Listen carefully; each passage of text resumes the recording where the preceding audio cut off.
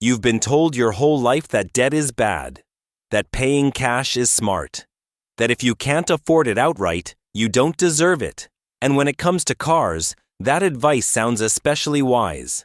No monthly payment, no interest, no bank breathing down your neck. Just you, your money, and the keys. So you save up, you wait. You hand over the full amount in one shot and drive away feeling like you finally won the money game. But here's the truth nobody talks about. Paying cash for a car might be one of the most expensive financial decisions you ever make. Not because cash is bad, but because of what you give up when you use it. Think about what cash actually is. It isn't just money. It's stored opportunity.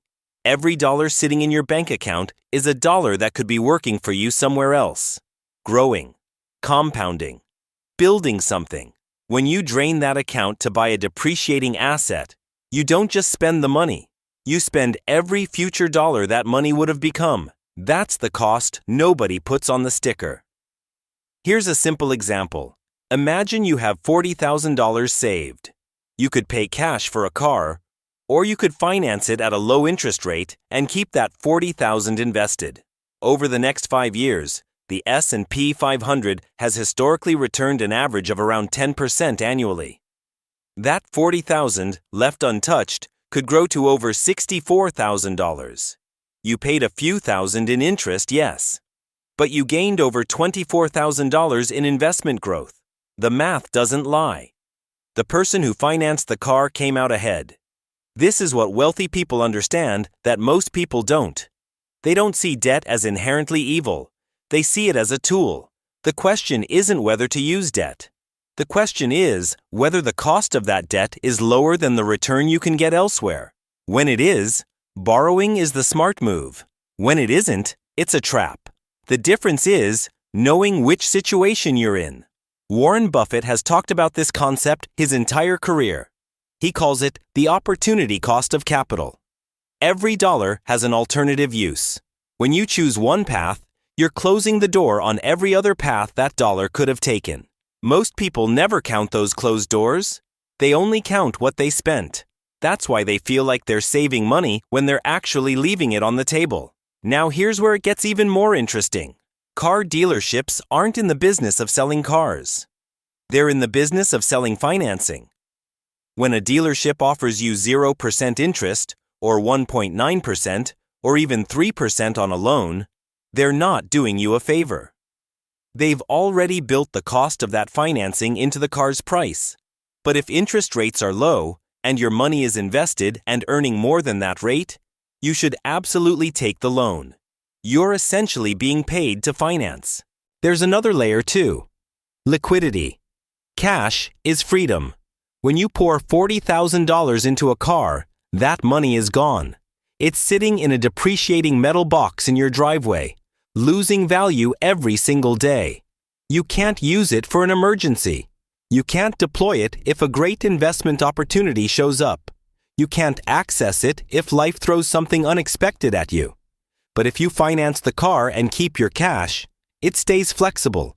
It stays available. It stays powerful. Think about the last time something unexpected happened in your life. A medical bill, a home repair, a job change. Now imagine facing that moment with $40,000 fewer dollars in your account. Suddenly, the smart cash purchase doesn't feel so smart. This doesn't mean you should take on any loan at any interest rate. If you're being offered 8%, 9%, or double digits on a car loan, the math flips completely. At those rates, unless your investments are consistently beating that return after taxes, you're losing money every month. The sweet spot is when financing rates are low, typically below 5%, and your invested capital is earning more than that. That's when financing becomes a wealth-building strategy, not just a convenience. There's also a psychological piece that most financial advice ignores. When people pay cash for something, they feel like they've made the responsible choice. They feel virtuous, and that feeling of virtue can actually prevent them from analyzing the decision clearly. Emotions and math are different languages. The responsible feeling and the profitable choice are not always the same thing. The people who build real wealth over time aren't the ones who avoid debt at all costs.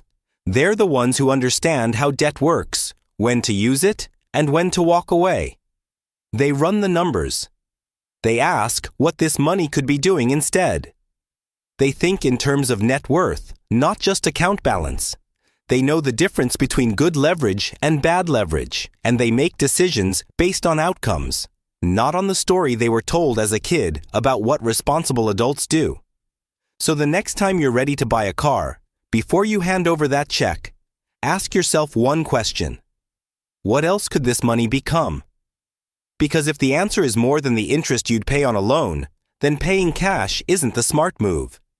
It's the expensive one. You started thinking cash was king. Now you understand something different. In the right circumstances, the person who keeps their cash and borrows at a low rate isn't being reckless. They're playing a different game entirely. A game where your money never stops working, even while you're driving.